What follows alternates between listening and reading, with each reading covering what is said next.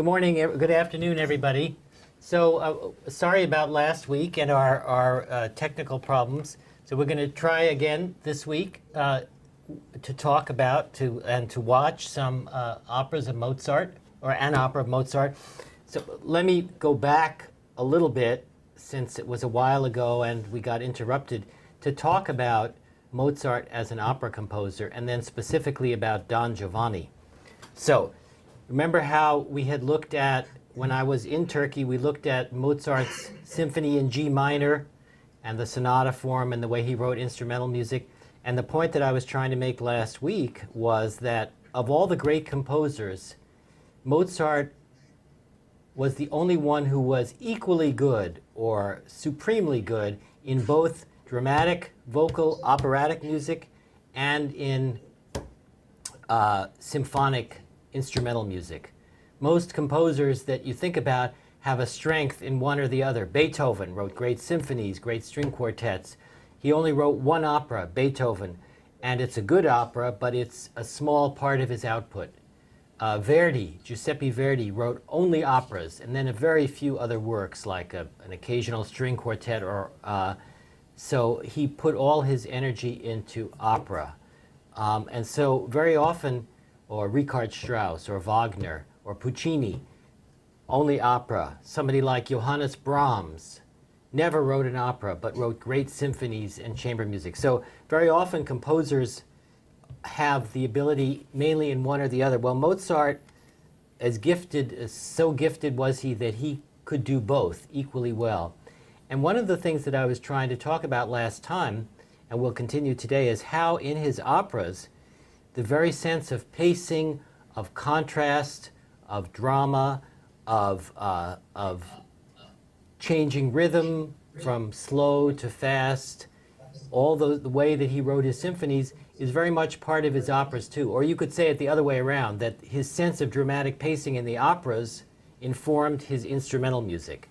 It was part of the same musical imagination in Mozart, but he could make it in both different areas. Okay, so that. Now, in terms of opera, when Mozart came on the scene for operas, there were a number of different traditions already in place. I'm going to just write this on the board. So in the 18th century, we had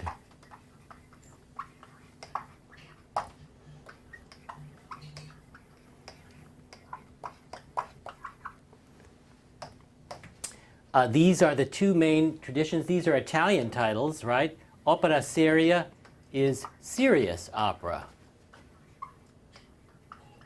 Opera buffa is comic opera.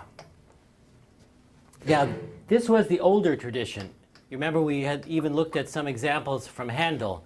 Opera seria, it had plots that were based in history or based in myth, often with princes and kings and very noble people, and it had a very slow pacing. It really consisted of a series of recitatives and arias. Very rarely in this opera seria did two or more people sing together, what we call an ensemble. They didn't have that in serious opera.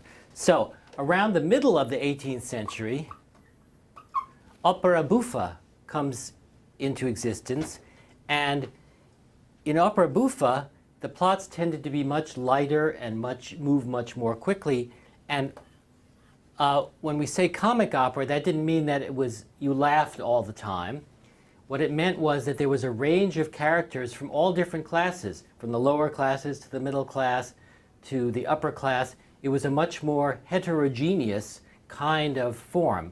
So there were servants, there were noblemen, there were kings, and they all interact in a way that wasn't there in opera buffa. So there's the aspect of social difference, and then there's the sense in which the pacing is much faster. You still have recitatives and arias, but you have many greater use of ensembles with two or more people singing together, and advancing the action of the drama. That's something that was very characteristic of opera buffa. Now, the language of these operas was almost always Italian, and that didn't matter where it was being written.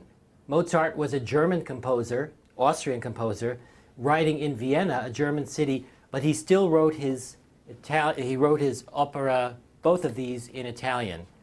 So no matter where you were, this was the language and the genre that dominated, even if you were German or if you were French and so forth. So now Mozart began his career. Remember that Mozart's dates are, he was born in 1756 and he died in 1791. He died quite young, of course, as we know. So Mozart, early in his career, did write somewhat in this genre of the opera seria, or serious opera. But then he focused more on opera buffa, or comic opera. And particularly when he lived in Vienna. And last time I put up the names, I want to put up the names of the three main comic operas, or opera buffa, that he wrote. Make sure this is erased. Is everybody there? Okay. First of all, you should know that he wrote his operas with a librettist named Lorenzo da Ponte. Remember that every opera has a play that goes along with it. So he wrote three operas with da Ponte: The Marriage of Figaro, Don Giovanni,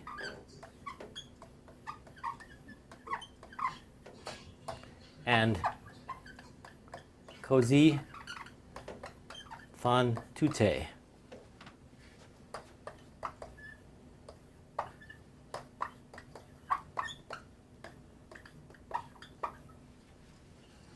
So these were three of his comic operas. And this one was based on a play by a French playwright. I know some of the students in Ankara are theater students, and you might know, excuse me.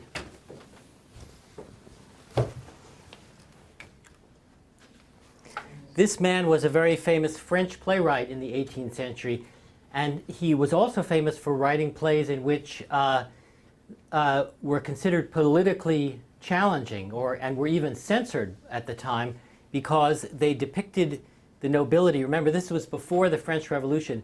They depicted the nobility being outwitted or outsmarted by servants, or they really pointed up the differences in social classes that would lead to the French Revolution. So Beaumarchais' play, The Marriage of Figaro, is about a servant, his name is Figaro, and his wife, Susanna, who eventually cleverly outwit, or that is, get the better of, even to some extent make fun of, a count and a countess. So that play was actually banned in Vienna by the emperor, but the opera that Mozart and da Ponte wrote on it did make it to the stage and is one of the greatest comic operas of all time. And we're not going to be looking at that one here, but it's certainly, and it's an opera that is not comic in the sense that you laugh every minute, but it's full of very human situations. Situations that can almost make you cry, that sometimes can make you laugh, and particularly the interrelationships among many different characters. The psychology and the kind of way that the different characters behave with each other. So that's the Marriage of Figaro. Now that opera was so popular in another city, the city of Prague, that they commissioned, that's today in the Czech Republic, they commissioned Mozart to write another opera with da Ponte, and that was Don Giovanni, which was premiered in 1787.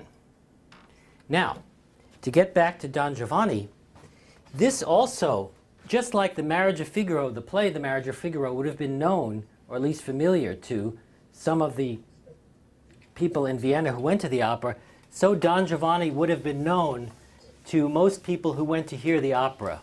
Why? Because it was a very popular subject for plays and for operas before that. You might know it under the name Don Juan, Spanish.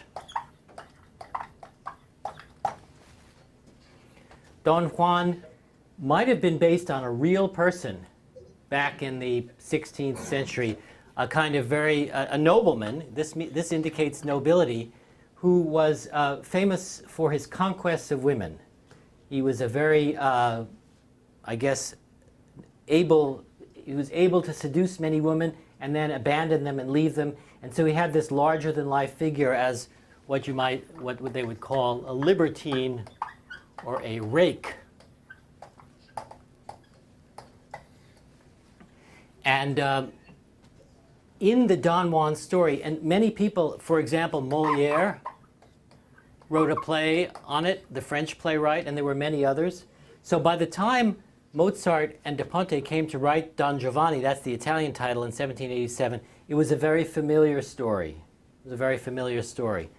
And one of the things that's most familiar in the story is that Don Juan, or Don Giovanni, finally gets punished for what he does, right? How does he get punished? He gets dragged down to hell. He refuses to repent his ways and stop seducing women, even abusing women, and he is forced to, well, he's dragged down to hell.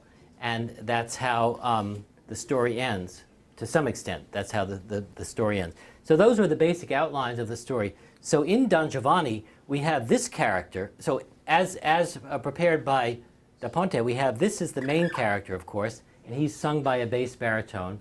And then there's a group of characters around him. And I just want to mention their names here so that you can be familiar with them when we watch the opera. So the first thing to know is that he has a servant, right? Because, again, each of these operas, there's different social classes. And this is his servant is named Leporello. And then there are, in this opera, three women with whom Don Giovanni would like to be involved, or has been involved, or has seduced, and two of them are noble women. So they have this before their name, Donna Elvira and Donna Anna. And then there's a peasant girl,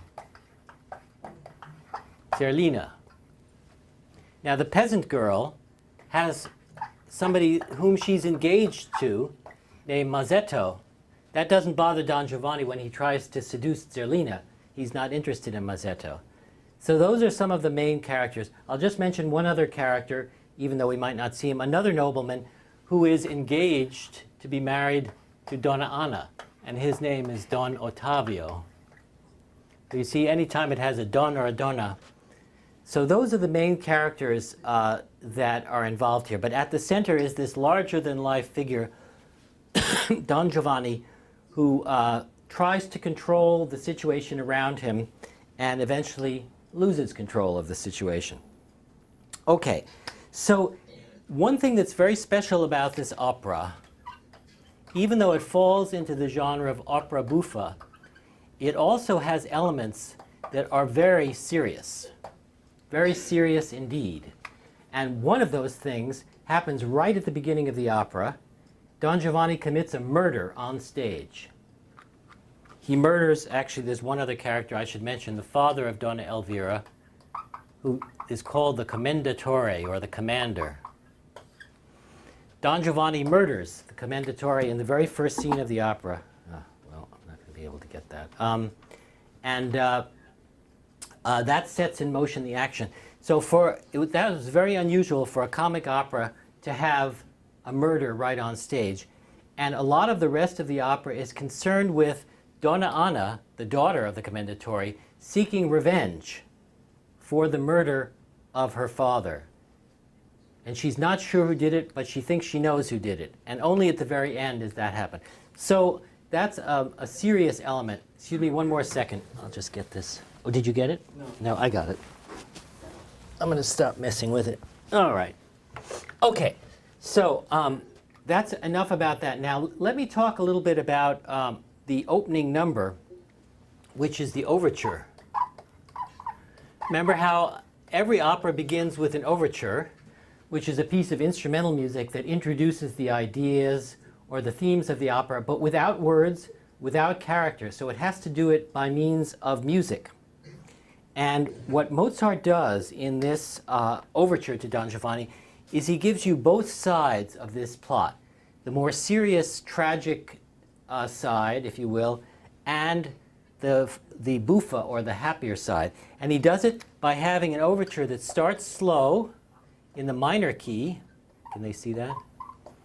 Oh yes, I guess they can. And then gets fast in the major key. And I want to just give you a hint of a few things that he does in the overture to communicate the serious side, the tragic side, if you will, of Don Giovanni. So he begins, and then I'm going to play it on the recording, but just to give you an idea, he begins with these very loud chords.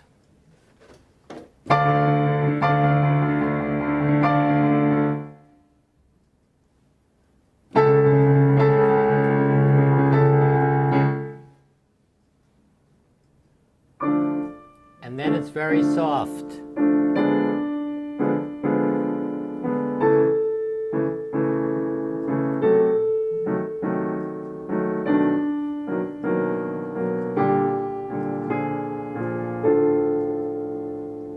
That's very serious. It's very rare for an opera buffa to begin with such serious in the minor key. And then these very, almost like a funeral march.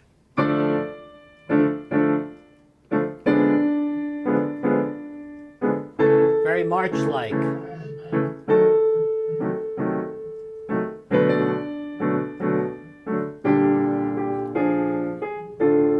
And so on. So the slow introduction goes on like that. And this is capturing the serious part of the opera. Let's just listen to that part of the overture now, just on the recording for now.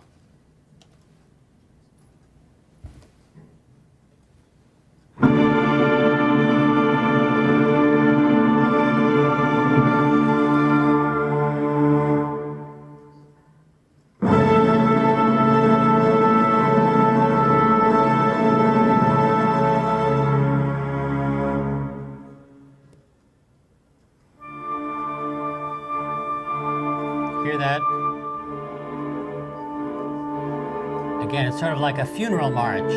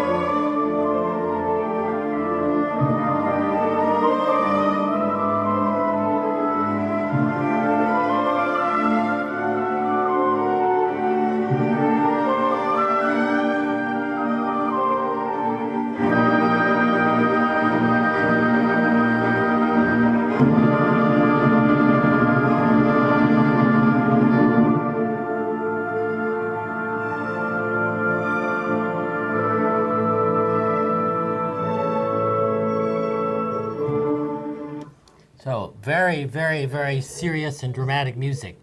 Again, an audience that came to sit down for comic opera or opera buffa would have been surprised by that. Among the features, these scales sliding up and down.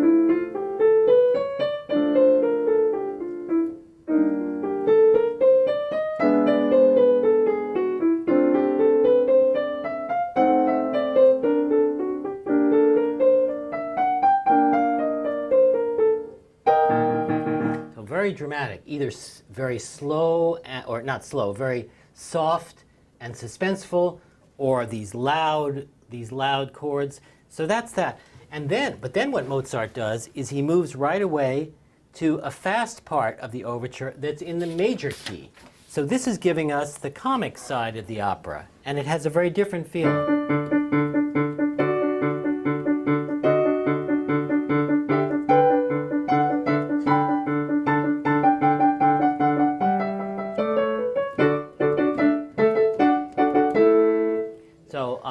And it moves fast, faster than that. So this is what that sounds like, the next part of the overture.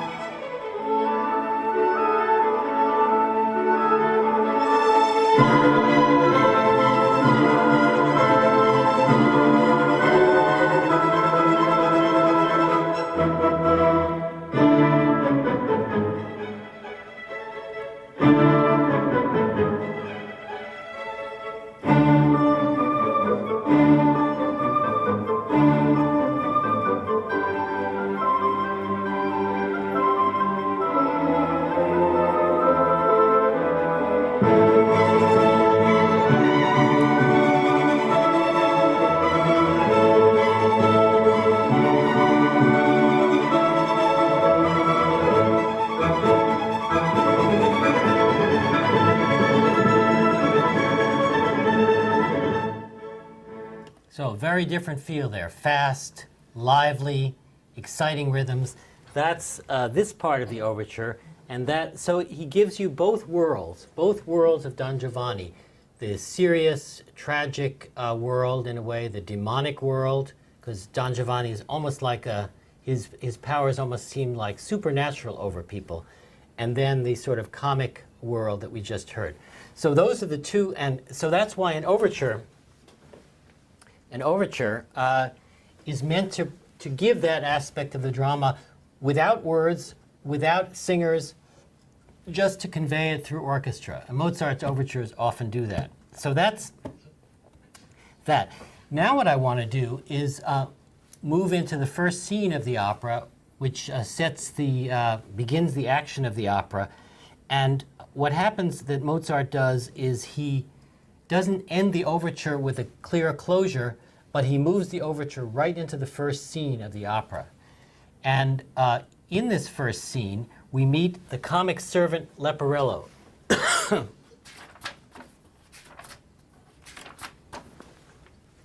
And what Leporello is doing is he's standing outside a palace or a house where Don Giovanni is inside seducing a woman. And that woman happens to be Donna Anna. So Leporello is standing around complaining. He's complaining about the fact that he has to just hang out and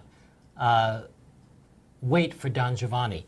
And I'm going to show you the DVD in a second, but first I wanted to give you an idea of why this opera is so treasured and valued. And it's because the ability that Mozart and his librettist have to create a character, to create an impression of a character. Those of you who work in the theater know how an actor has to, through his gestures, through the way he delivers a speech, create a character. Well, in opera, the extra dimension is that the character is singing and that there's an orchestra playing behind to do it. And so what we have at the opening here is an aria for Leporello, and he sings in this very comic style. Leporello is definitely a character from comic opera. So we get this very silly kind of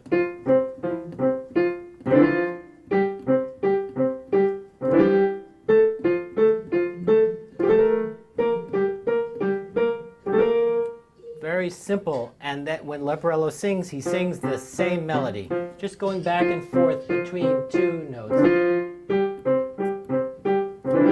It's very simple, very basic. It's not an elaborate melody, it's not a love song, And that's because he is a servant, so he sort of sings. The way Mozart creates musical style sort of corresponds to that. So then after Leporello sings his aria, this moves right on into the first ensemble of the opera. Remember, in an ensemble, several characters are singing together, and it's a piece that conveys or advances the action.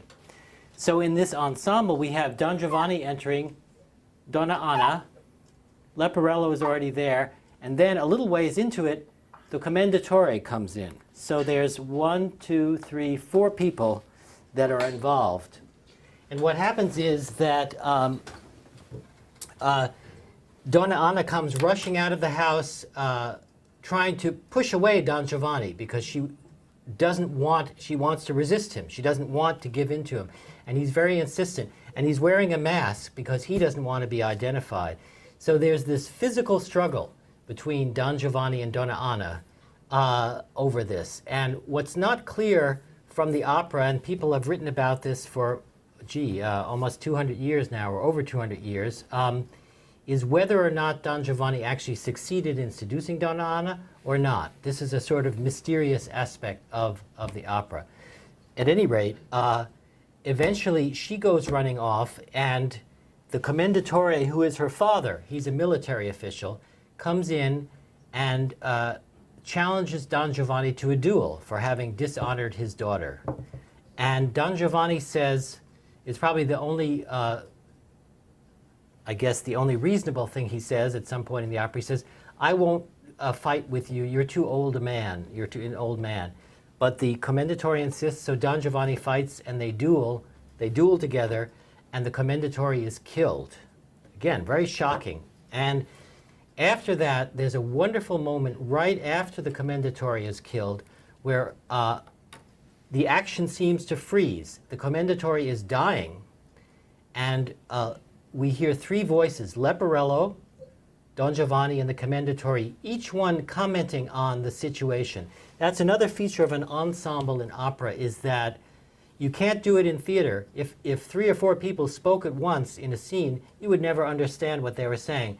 But in opera, if 3 or 4 people are singing, each a different melodic line, and each in a different place, then we have a way of hearing simultaneously different emotions, different feelings at once. And that's what happens in the very end of the scene. So I'm going to play the opening, and you'll hear Leporello, then Donna Anna, Don Giovanni, and then the Commendatore, and then the duel. And I'm going to, let's hope this works now. I'm going to play you from a DVD, a production that was at the Metropolitan Opera in the year 2000. Let's see, camera. Okay. Why isn't that staying? There it is. 2? She said to do it to 2, right? That's what it's set to. Yeah. Okay. So, and I hope I have it so that there are subtitles here in English. Let's see if that works. And I'm picking it up at the end of the overture when the Commendatore, when Leporello the servant comes in. Okay. So that was the opening scene. Could you see it okay and hear it from where you were? Could you see and hear the?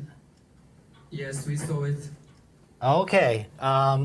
So let me just ask either from Erzurum or from Ankara, what did you think of the music, how the music and the drama fitted together in a way? Maybe you've never seen a scene from an opera before, or a scene from a Mozart opera. What kinds of things did you feel that the composer and the librettist and the singers are doing? Anything strike you or make an impression on you?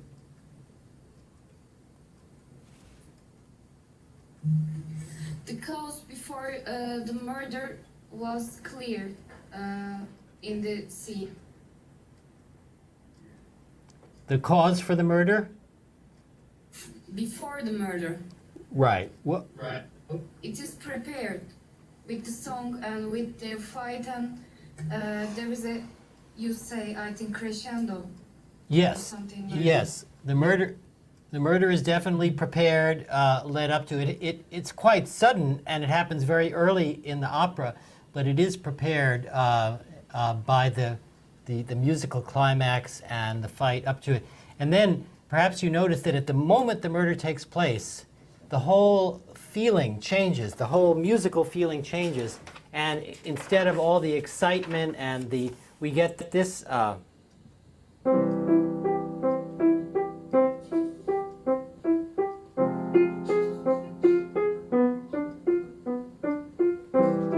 different characters sing on that.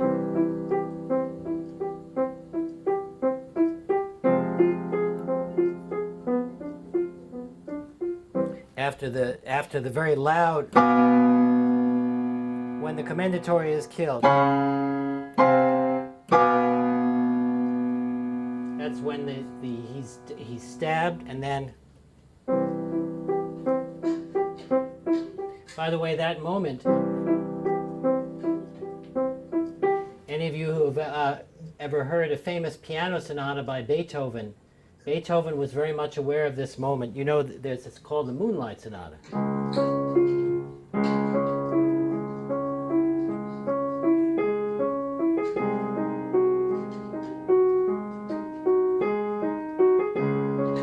This idea.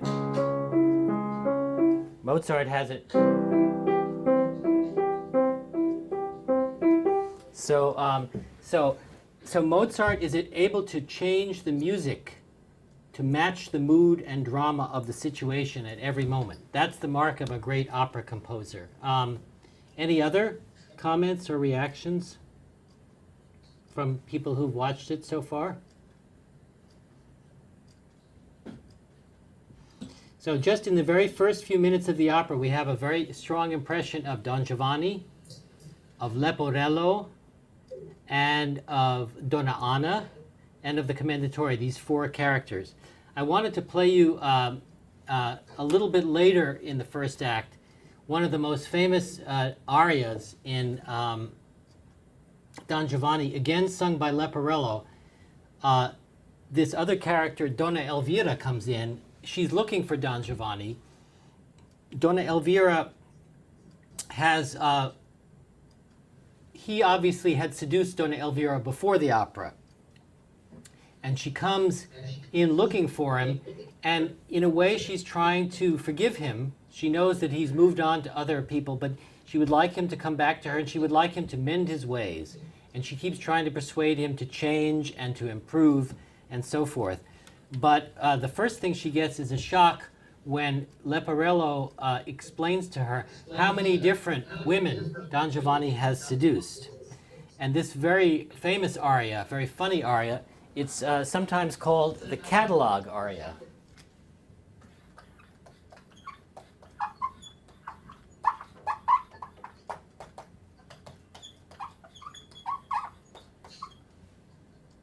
That didn't show up on the board. I wonder why.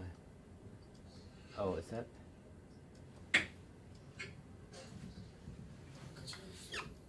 Oh, something weird is going on. I think I might have touched something here by mistake when I was erasing. You might have to ask Philly. I think I accidentally touched something. Let's see. Or maybe it's this.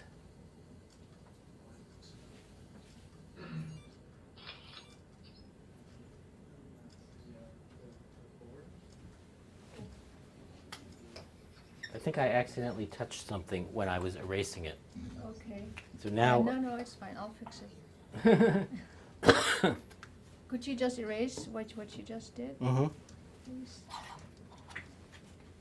I think my hand just went over to the left and. Okay. I'm going to play them another excerpt now. Anyway.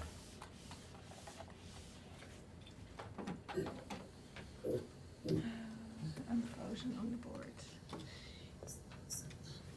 Is there something to push here? On If the you board? could, yeah, the top button, please. This one? Yes. Maybe that will do it. Okay, we're gonna watch. Sure. Okay, camera. And. Okay, now, number 9.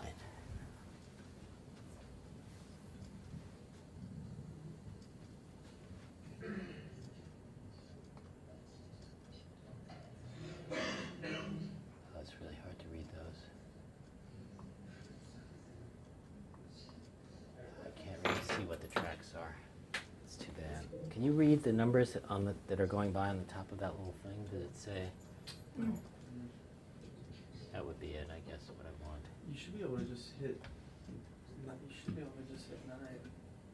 Oh, If you wanna all do right, that. all right. Well, actually, I'll do this first. I think this is what I want. Okay, they should be able to be watching this now. When they're watching it, they can't hear me. Is that right? They should still hear you, yes.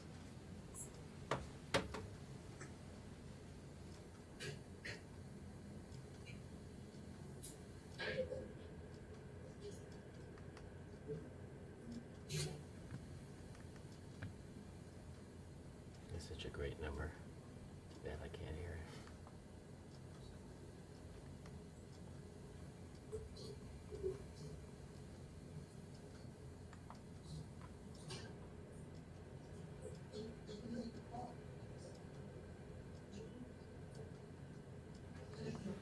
If I tried writing again, would it work now or not? In 1 second. Okay. Sorry, my. Okay. This should do it. Yes, thank you. Sorry, my hand must have knocked something on the way out. That happens. You have to press it. Okay.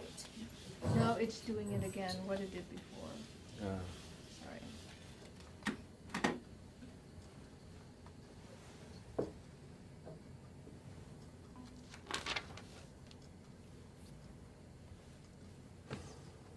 Okay, can you raise it again?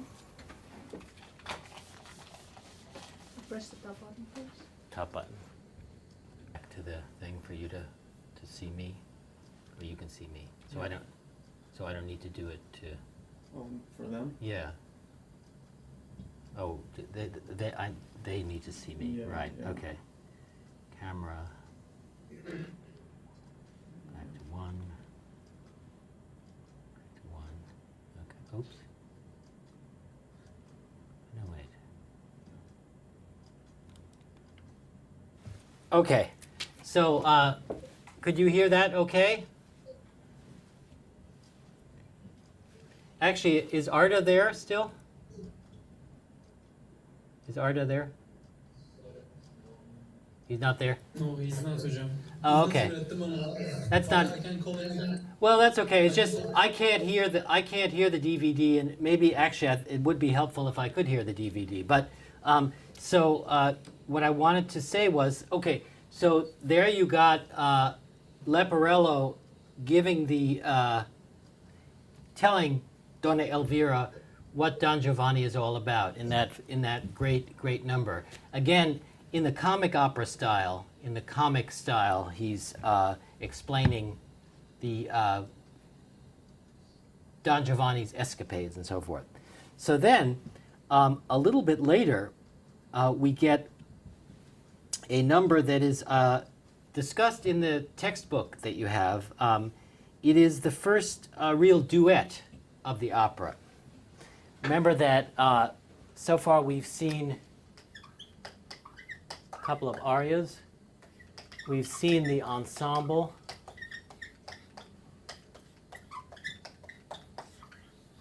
And this duet, and it's the first time we see Don Giovanni in action doing his seduction. In this case of the peasant girl, Zerlina. And he begins with a recitative.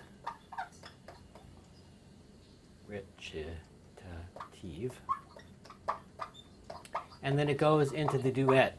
And let me just say a little bit about this duet before we watch it.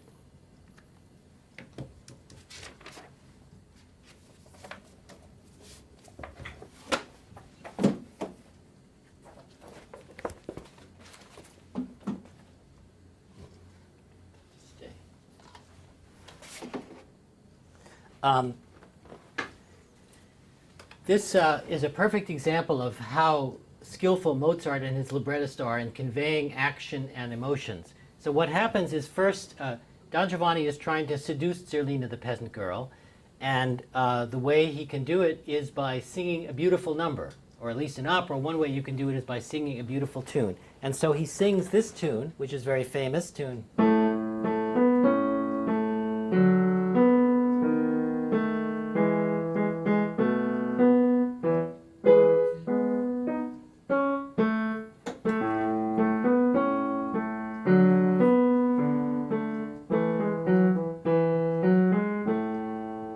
So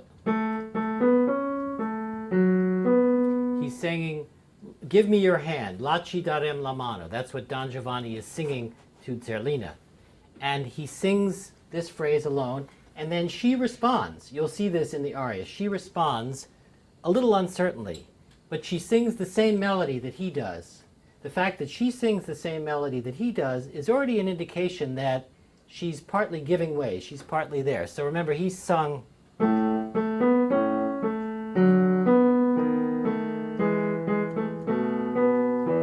She sings.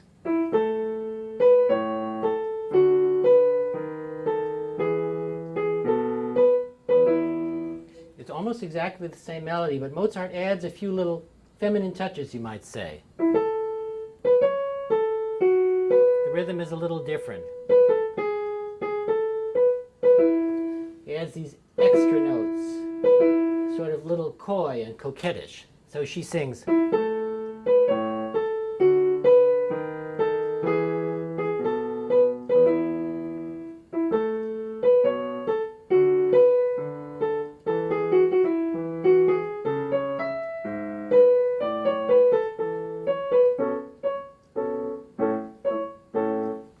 That's the opening section. Then Don Giovanni sings to her again, but this time his melody is shorter and she responds sooner.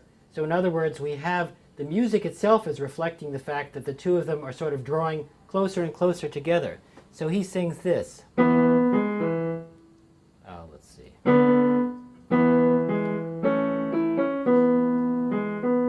Just that phrase, and then she responds. So in other words, they're responding at a closer distance. That's Don Giovanni, and then that kind of thing. So gradually, the distance between the numbers that they sing gets shorter and shorter until finally they sing together when they actually sing at the same time together.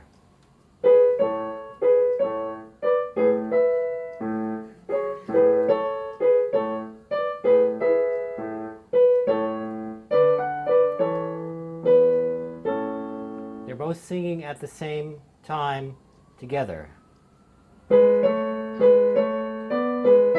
This is him, this is her.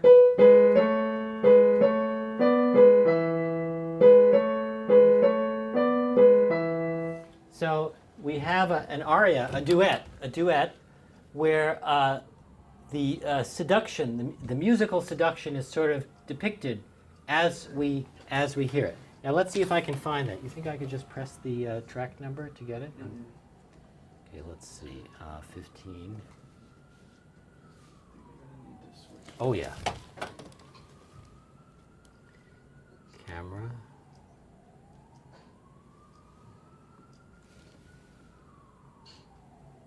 Oh, I think that's right. I did it already. Let's see. Oh, I wonder if I can tell what track it is. I can't hear. Yes.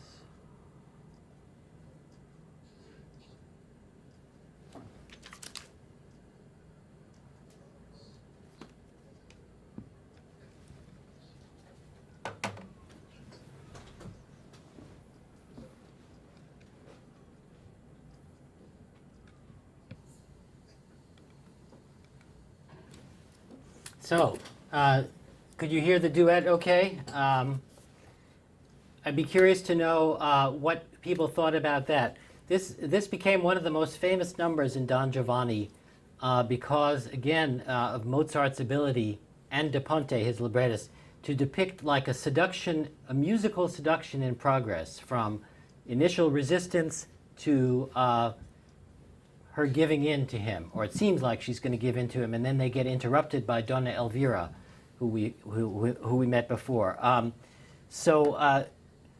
Could you hear the things that Mozart was doing to convey this? And I wonder if anybody had any reactions or questions about that. Seeing Don Giovanni in action, so to speak.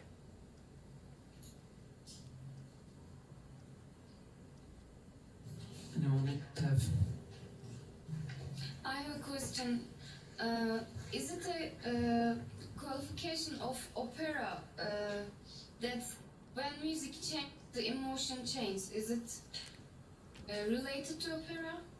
When music changes, does the emotion change, is what you're asking? Yes. Is it true? Or the sentence when the second play you showed us was exactly the example of my words. When, what was his name? Leporello talks, when he stops, the music stops, and when he starts, the music starts in a different way. I want to ask... Yes, definitely that is the case. And what the composer does is he tries to capture the mood or the emotion that is being sung at that moment. Now, Leporello is being funny in that aria, right? He's explaining all these different conquests, and he does it in this very grand manner. It's almost ironic or humorous in a way. And so it mirrors that his acting and the way he's conveying it. But yes, I think what you're asking is really, in a way, what the whole point or what the whole goal of the opera composer is to capture. Otherwise, you wouldn't need music. I mean, why do you need music? These actors could act out this drama. You would have the words, you would have the actions, you would have the gestures, but music adds this extra dimension. The composer can comment upon or can reflect what's happening in the text. So when the emotion changes. So in the duet that we just watched, we have Don Giovanni singing this very beautiful, seductive melody. And when she responds, it's the same melody, but it's a little more uncertain. It's a little, it's changed to indicate the uncertainty of Zerlina. And then as that duet goes on, he becomes more confident, she becomes more accepting, and then they sing together at the very end. So there is this sense in which the music, it sort of fits the word like a glove, fits a hand. It goes along with it in very many ways. And the music can sort of comment on the action. So we have both the singer singing and we have the orchestra commenting. So at the very end of the aria that we just heard, let's see, you might have heard this little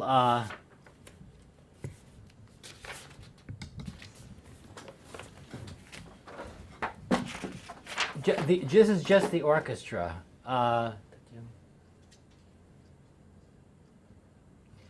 The orchestra does this.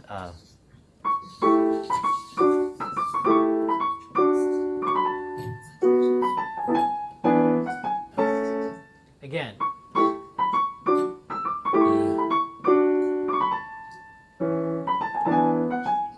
It's like a dance. It's like a little dancing. This was at the underneath. So a very, very light.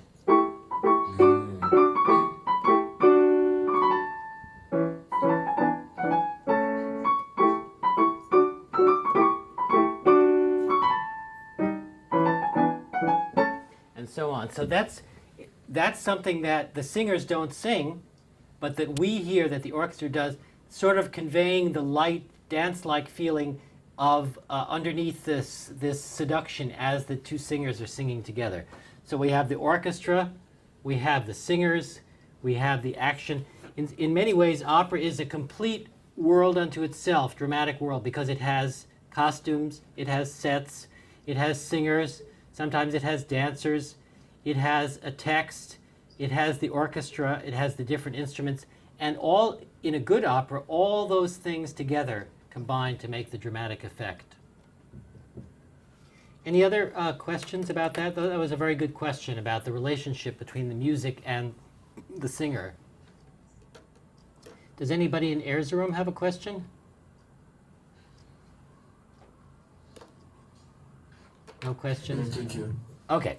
Well, let's go on a little bit with Don Giovanni then. I want to play you, I wish you could see the whole opera, but I just want to play you some more excerpts.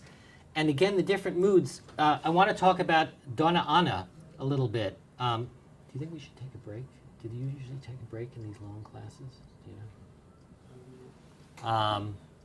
Maybe I should ask. Well, you could ask. Okay. Donna Anna, who now suspects that Don Giovanni has killed her father, brings out this very serious and dark side of the opera. And I want to just play you this aria that she sings. In a way, it's an aria that could come from an opera seria. She is a character. She dresses in black. She's angry with reason. She wants revenge. And she sings this aria that she relates how she thinks she knows who it is that has murdered her father, and she wants vengeance. And so she sings this aria to her her lover, Don Ottavio. And here's something interesting about this aria. Recitative, maybe you noticed in the other things that we played, the recitative was accompanied by the harpsichord. In this recitative, it's accompanied by the orchestra.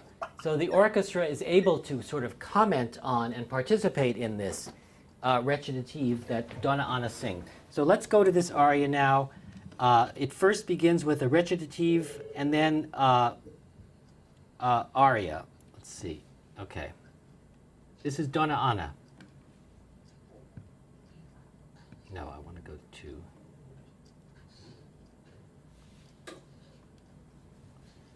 Okay, and I want to switch to 22.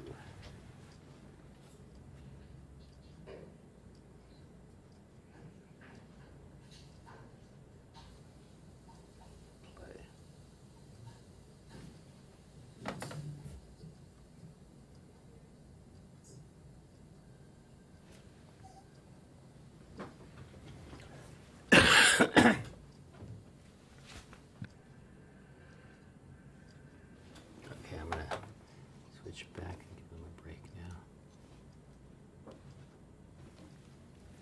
Well, as you can see, that was quite an intense, dramatic exchange between Don Ottavio and Donna Anna, and then her aria. It's a different world, a sound world that Mozart creates, much more serious, much more dark, much darker, and that's again this other world of Don Giovanni, the justice to which he has been, which he deserves, you might say, and. In an earlier scene in the opera, remember the man that he killed? Well, they built a statue in honor of the man that he killed, and it was in a graveyard, and Don Giovanni was in this graveyard or cemetery, and the statue started talking to him, sort of supernatural. And the statue said, well, you better fix your ways, you murdered me, you better, get things better. And Don Giovanni says, well, why don't you come to dinner at my house and we'll talk about it. He invites the statue to dinner. And believe it or not, the statue accepts the invitation. So in the final scene of the opera, the statue shows up at Don Giovanni's dinner party. And this is what happens. And it's a great example of a large continuous scene that doesn't divide into arias and recitatives and duets. It's called a finale. It's the finale to the act.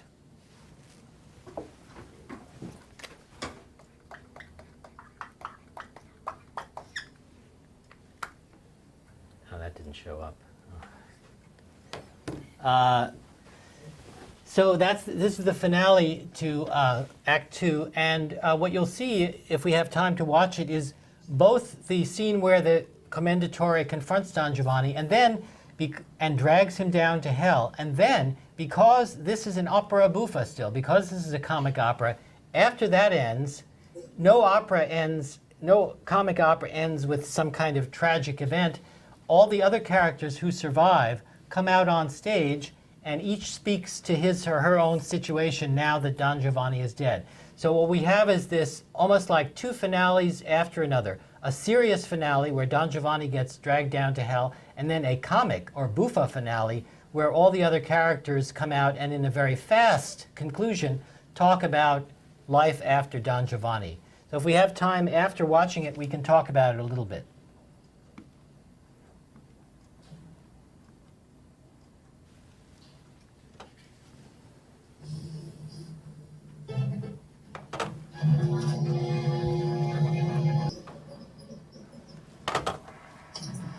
Camera.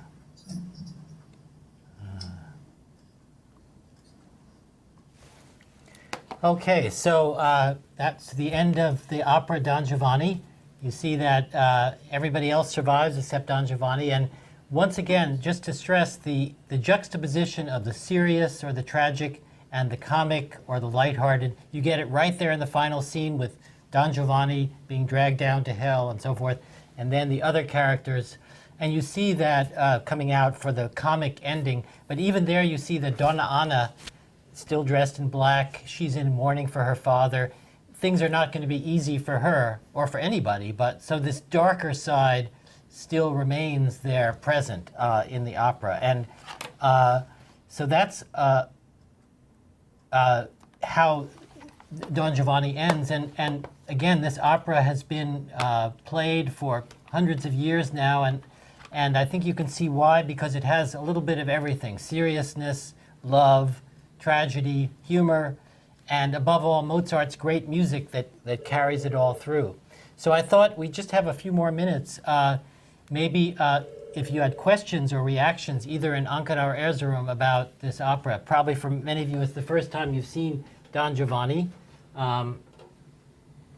And I hope it's not the last time, because again, it's one of the great operas ever written. And this combination of solo number, recitative, aria, duet, ensemble, finale, all kinds of different pieces, different kinds of ways of singing that the composer and his librettist put together. So what about Don Giovanni? Any further thoughts on this opera? I have a question. You here? Yes, are you in Erzurum? Okay, yes. Yes. Are all of Mozart's operas in Italian? If so, why? Because, as we know, he is a German. Exactly. I mentioned this a little bit at the beginning. No, Mozart wrote a few operas in the German language. Most of his operas are in the Italian language. And the reason that is, as I mentioned early on, is that Italian opera was considered the most prestigious, the most important, the best kind of opera. So when opera composers in opera houses were asked to write operas, they were often given a libretto or a book in Italian, and they set that in Italian. Opera seria and opera buffa were always in Italian. However, in Germany, in the later 18th century, there was a desire on the part of the composers and even the Emperor of Austria to create a German opera. And so that began actually at the time. And Mozart wrote, there was a kind of German opera starting at this time that wasn't sung throughout. It mixed spoken dialogue, like a play, with musical numbers. And the title of that kind of thing was, this is a German term. Can you see this? No? Why is it not coming? No, we don't see. Oh, all right. Well, we'll deal with that another time. So Mozart wrote several operas in German of that kind. The most famous one is called The Magic Flute, Die Zauberflöte. He wrote that in 1790. And that's a fairy tale opera in German about a prince and a princess and so forth. And that's become one of the most popular operas. And after Mozart, then German operas became much more popular. There were composers in the 19th century, including Wagner and then later Strauss, who wrote operas in German. But before about 1800, Italian opera was still considered the the most important. So if you were a composer who wanted to be successful as an opera composer, you would most likely be composing in Italian. And as I mentioned at the beginning of the class, even in Vienna, which was a German-speaking city, the opera house played Italian operas. That was considered, again, the best form of opera. So, any other questions? Another question. Yeah, okay. Do you agree that the character of Don Giovanni awakened mixed feelings? We have to condemn him for his immorality, for his very bad conduct. On the other hand, we have a good deal of sympathy for him. Could you please comment on them? That's very interesting. Not that many people have sympathy for Don Giovanni because he doesn't behave in a way that encourages sympathy. He's abusive to women. He's abusive to his servant.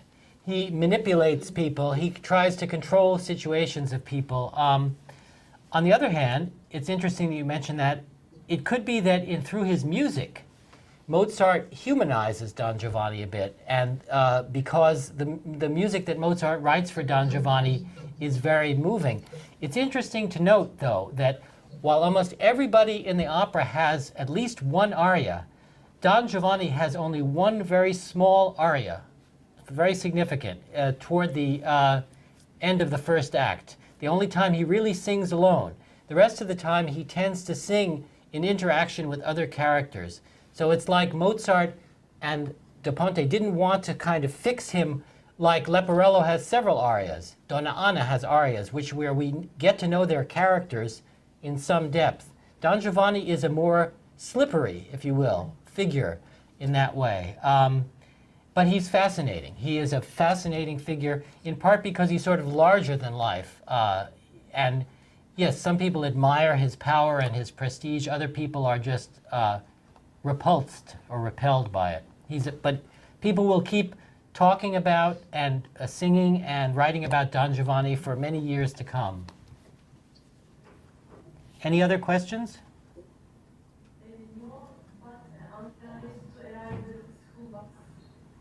Excuse me? School bus. Okay. All right. See you next week.